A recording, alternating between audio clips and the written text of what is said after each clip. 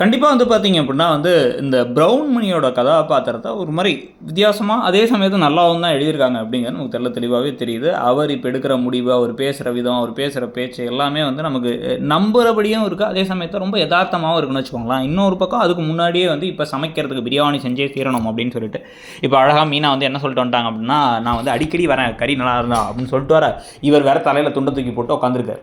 So இதுக்கு நடுவில் எங்கள் வீட்டுக்கு வந்து பிரியாணி சட்டி எல்லாம் வாங்கிட்டு வந்து கடைசியில் வந்து முதல்ல ஹெல்ப் பண்ண மாட்டேன்னு சொன்ன ரவி ஹெல்ப் பண்ண வேணாம் அப்படின்னு ரவி எல்லாரும் போட்டு ஒரு சூழ்நிலையில் வச்சுருந்தாங்க. ஆனால் அவரும் ஹெல்ப் பண்ணுறேன்னு கிளம்பிடுறாரு.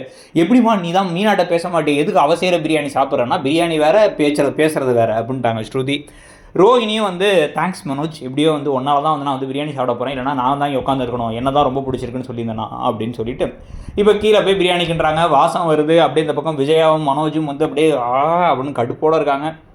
அதுக்கு நல்ல சூப்பராக பிரியாணி ரெடியாகி வந்து இவங்க வந்து ஒரு நாள் கழித்து வேறு தான் வச்சுக்கலாமான்லாம், அதெல்லாம் சாமி குத்தமாயிடும்னு சொல்லிட்டு எப்படியோ பிரியாணியை சூப்பராக சாப்பிட்டு முடிச்சிடுறாங்க.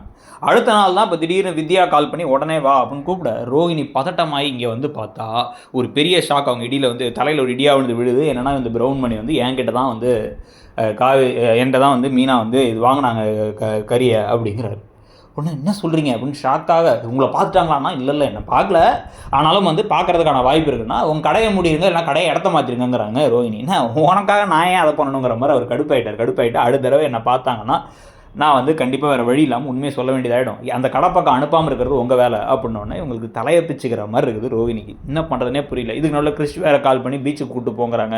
உடனே அவங்களுக்கு என்ன பண்ணுறதுனே தெரியலன்னு மண்டையை பிச்சுட்டு உட்காந்துருக்காங்க. இதுக்கு நடுவில் வந்து இப்போ மீனாவுக்கு வந்து அந்த கல்யாண ஆர்டருக்காக போயிட்டு இருக்கும் பொழுது மீனாவுக்கு விசிட்டிங் கார்டெலாம் அடிச்சு கொடுக்குறாரு முத்து. ஸோ உங்களை மாதிரி ஒரு கணவர் கிடைக்க நான் ரொம்ப லக்கி அப்படின்னு அவங்க சந்தோஷப்பட்டு இருக்காங்க. ஆனால் இந்த சந்தோஷத்துக்கெல்லாம் இடையில அடுத்து இப்போ ரோஹினி வேறு விதமான டிஸ்ட் ஒன்று பண்ணுவாங்க இந்த பிரியாணி மேட்டருக்கு. நீங்கள் என்ன நினைக்கிறீங்கிறத சொல்லுங்கள்.